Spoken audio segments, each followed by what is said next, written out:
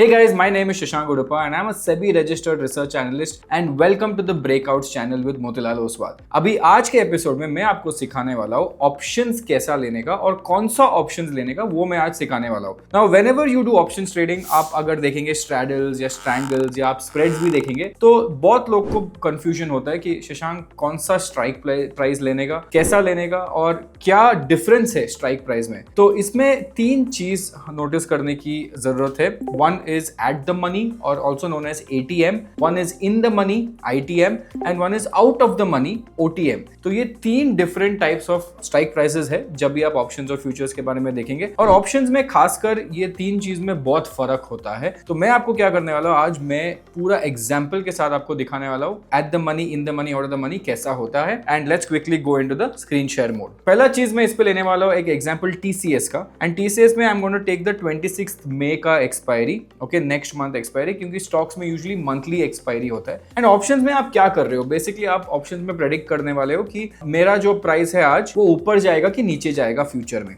Right. सो आप basically एक prediction करने वाले हो। अभी let's say the stock price एक कंपनी का 2500 रुपीज है और आपको लग रहा है कि ये अगला महीना 2600 तक जाएगा, मतलब 100 पॉइंट ऊपर जाएगा। तो आप अभी ऑप्शन लेने का प्लान करने वाले हो। तो आप बोलेंगे okay, should I take the 2500 option, 2400 option कि 2600 का ऑप्शन लूं। तो ये तीन चॉइसेस आपको आता है एंड वही हम आज एग्जांपल के तौर पे देखेंगे। अभी आप देखेंगे there are three type of things, one is in the money, at the money and out of the money. अभी एट द मनी क्या होता है, अगर सोचो स्टॉक प्राइस 2600 पे ट्रेड कर रहे हैं तो एट द मनी भी 2600 का ही स्ट्राइक प्राइस होगा। मतलब मैं एग्जैक्टली आज का प्राइस के हिसाब से मैं एक ऑप्शन का स्ट्राइक प्राइस ले रहा हूं। I am not taking before और आफ्टर, वही स्ट्राइक प्राइस पे लेने वाला हूं। तो अगर मैं ये एग्जांपल के तौर पे देखूं तो ये देखो, इधर आपको एक रेड रेड रेड दिखेगा, फिर इधर से ग्रीन ग्रीन ग्रीन दिखेगा और ये बीच में एक ब्लैक लाइन दिखेगा आपको, इधर 2610 लिखा हुआ है। तो 2610 मतलब 2620 has become the eight the money strike price, मतलब वही आज का स्ट्राइक प्राइस है अगर आपको लेना है तो। अभी ये डिफरेंस क्या होता है, अगर मैं एट द मनी की बात करूं तो क्या डिफरेंस होता है। Basically eight the money option एक बैलेंस्ड अप्रोच है, ऑप्शन फ्यूचर्स ऑप्शन में खरीदने का थोड़ा बैलेंस्ड अप्रोच है।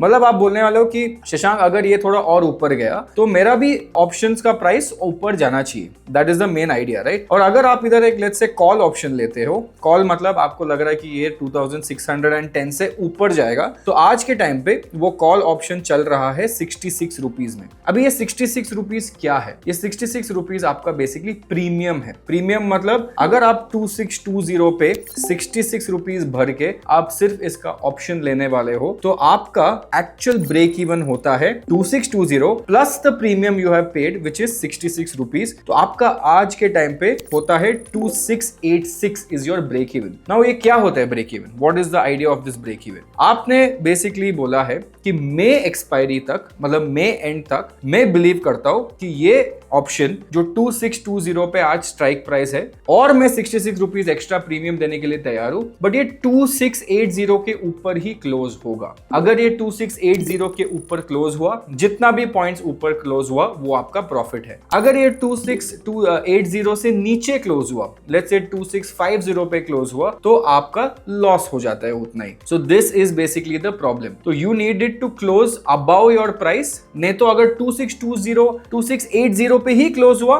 तो आपका नो लॉस नो प्रॉफिट होता है, right. So this is the assumption कि आज मैं अगर 2620 खरीद रहा हूं और 66 रुपीज है तो बेसिकली मैं 2680 पे खरीद रहा हूं और मैं सोच रहा हूं कि 26 मई तक 2680 के ऊपर होगा। And then you can do the math कि भाई वो कितना दूर है, 1% है, 2% है, तो उसके हिसाब से कर सकते हो, right. So this is called eight the money. और एट द मनी में क्या होता है, ये बहुत स्लोली ऊपर जाता है। तो जब भी आप let's say the share price also goes up तो एट द मनी भी स्लोली ऊपर जाता है, इसमें टाइम वैल्यू डीके नहीं होता। अभी वो भी मैं बताता हूँ क्या होता है। और इसमें अगर मैं एग्जांपल लूं, अगर मेरे को ये बाई करना है और एक लॉट बाई करना है तो इसका मार्जिन आता है 11,000 rupees for one lot, okay. And this is also important because मैं आपको दिखाऊंगा इसका डिफरेंस क्या होता है। फिर आते हैं पहला इन द मनी में। अभी इन द मनी क्या होता है, इन द मनी मतलब 2620 तो आज चल रहा है, राइट, मार्केट पे प्राइस आज 2620 पे चल रहा है, बट मेरे को थोड़ा सेफ खेलना है, राइट, मेरे को और premium then I don't want to give extra premium, मतलब मेरे को एक्स्ट्रा प्रीमियम नहीं लेने का, तो मैं पीछे जाऊंगा 2500 का प्राइस का स्ट्राइक प्राइस ले लूंगा। तो अगर आप देखेंगे इधर 2500 का प्राइस अगर मैं चेक करूं, इधर लिखा है इसका last traded price is 136। Same चीज करूंगा मैं 2500 प्लस 136 रुपीज अगर मैं ऐड किया तो दैट बिकम्स 2636 और आज का प्राइस चल रहा है 2610। तो दैट मीन्स ये प्राइस में मैं प्रीमियम एक्चुअली देखा गया तो करंट मार्केट प्राइस में प्रीमियम सिर्फ 12 या 13 रुपए दे रहा हूं, जबकि मैं जब एट द मनी लिया था मैंने 67 रुपीज का प्रीमियम लिया था वो टाइम पे। So it was very far ahead, right. सो अगर मैं ये चीज लेना चाहता हूं 2500 एंड ऑलरेडी 2500 में से 120 is embedded value because already 2620 पे है, बाकी का जो 13 रुपए है वो मेरा एक्चुअल प्रीमियम है, जो ठीक है, वो ओके, उतना प्रीमियम है मेरा। बट इसमें लॉजिक क्या है कि अगर मार्केट ऊपर जाता है और आप सही हो तो आपका डीके कम होता है और आपका प्रॉफिट स्लोली बढ़ता है, बहुत फास्ट नहीं बढ़ेगा बट आपका प्रॉफिट स्लोली बढ़ेगा, और जब घटेगा तो भी स्लोली घटेगा, अनलेस ये स्टॉक प्राइस गिर के 2500 पे आ गया तो फिर आप इन द मनी से आप एट द मनी हो जाएंगे, फिर आपका प्रीमियम बढ़ जाएगा और आपका लॉस भी बढ़ जाएगा। तो be very careful. So when does somebody use in the money?